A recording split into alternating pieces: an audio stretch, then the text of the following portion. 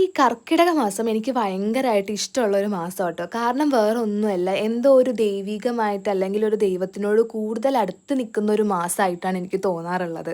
നമ്മൾ രാമായണം വായിക്കുക, അല്ലെങ്കിൽ ഒരു സന്ധ്യാസമയം അല്ലെങ്കിൽ രാവിലെ എണീറ്റ് വിളക്ക് കത്തിക്കുക, ഇതൊക്കെ എന്തോ ചെയ്യുന്നത് എനിക്ക് ഭയങ്കര ഇഷ്ടമാണ്.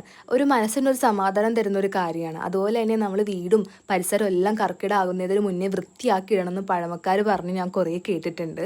അതുപോലെ തന്നെ വൈകിട്ടായപ്പോൾ എൻ്റെ പണിയൊക്കെ തീർത്ത് ഈ കുഞ്ഞി സാധനത്തിന് എപ്പോൾ ഞാൻ പണിയെടുക്കുമ്പോൾ കെട്ടിയിടും, അല്ലെങ്കിൽ എന്നെ പണിയെടുക്കാൻ ഒന്നും സമ്മതിക്കില്ല. ആൾക്ക് എല്ലാം അറിയണം, എല്ലാവരുടെയും തപ്പി നടക്കണം, അങ്ങനെയൊക്കെയാണ് ആളുടെ ക്യാരക്ടർ.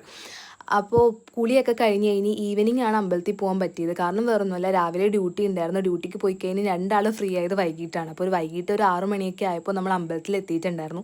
എത്തിയ പാടെ അവിടുത്തെ ഒരു അമ്മമ്മ വന്നിട്ട് വിളക്കെടുത്ത് തന്നിട്ട് പറഞ്ഞു, ചുറ്റമ്പലവും കൽവിളക്കും എല്ലാം കത്തിക്കണം, അപ്പോൾ വാന്ന് പറഞ്ഞ് ഞങ്ങളെ വിളിച്ചിട്ടുണ്ടായിരുന്നു. ഫുള്ള് വിളക്കും കത്തിച്ച് കൽവിളക്കൊക്കെ കത്തിച്ച് ഭയങ്കര ഒരു സമാധാനം. കാരണം ഒട്ടും പ്രതീക്ഷിക്കാണ്ട് ഇങ്ങനെ ഒരു ഒരു സംഭവം കിട്ടിയപ്പോൾ ഭയങ്കര സന്തോഷമായിരുന്നു കേട്ടോ.